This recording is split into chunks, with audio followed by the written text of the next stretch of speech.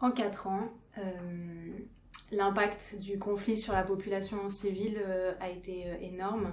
Il faut savoir aujourd'hui qu'on compte 20 millions de personnes, donc 80% de la population globale au Yémen, qui est en besoin d'assistance humanitaire sous quelque forme qu'elle soit. On a aussi un pays déstructuré, les infrastructures sont endommagées voire détruites. Par exemple, pour nous, Handicap International, on s'attache aux structures de santé. Il faut savoir que près de 50% d'entre elles sont soit non fonctionnelles ou partiellement fonctionnelles. La vie au quotidien, c'est difficile, il y a une crise économique qui a un énorme impact sur la population, mais aussi sur nos activités. En 2018, 35% d'inflation des prix. Ça veut dire, pour la population locale, un manque d'accès à la nourriture, un manque d'accès à l'essence. Tout ça impacte aussi l'accès aux services humanitaires.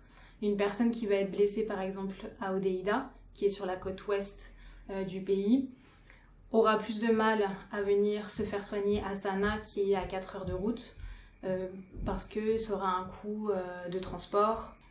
On a des équipes qui vont sur le terrain tous les jours, qui vont dans les centres de santé dans lesquels on travaille. Donc on travaille dans 6 hôpitaux et 2 centres de rééducation à Sanaa. Même si on essaye de décentraliser tous les services humanitaires et surtout les services de santé, Sanaa reste quand même un point central avec des hôpitaux les plus importants du pays. Handicap International accueille des gens et des personnes blessées de l'ensemble du pays. Les patients qu'on va recevoir viennent donc de zones assez éloignées, mais aussi de Sanaa, puisqu'il y a quand même des bombardements aussi à Sanaa. Il faut aussi savoir que 75% des personnes qui sont blessées ou tuées dans les bombardements sont des civils.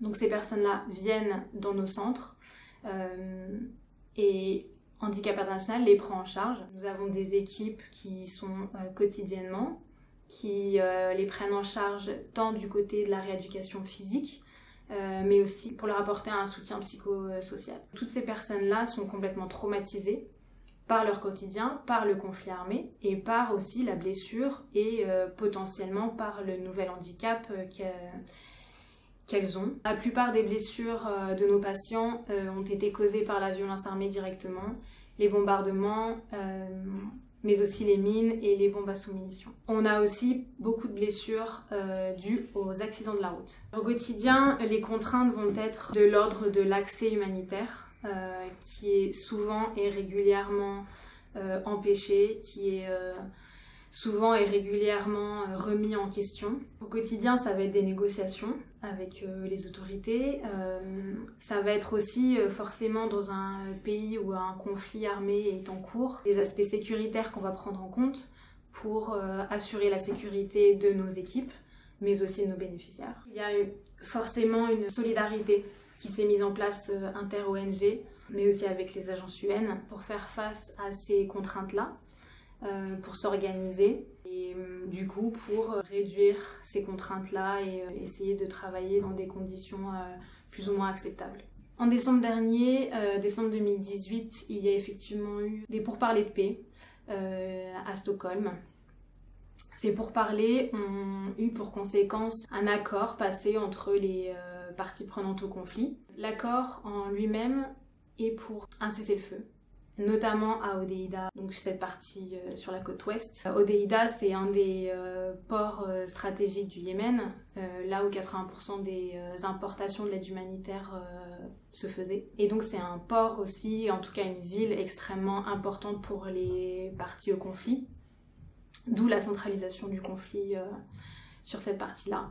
Cet accord a été signé il y a 2 mois. Aujourd'hui, il n'est toujours pas appliqué, dans le sens où, effectivement, il y a eu un arrêt des bombardements de la coalition. Par contre, on voit encore des combats. Il y a eu une décroissance des violences depuis décembre dernier. Cette décroissance, elle est principalement centralisée, encore une fois, à Hodeïda, où on n'a plus de bombardements. Ça ne veut pas dire que le reste du pays est en paix. Et on a aussi des bombardements et des combats, par exemple dans le nord du pays, pour citer Adja ou Saada, mais aussi des violences à Taïz.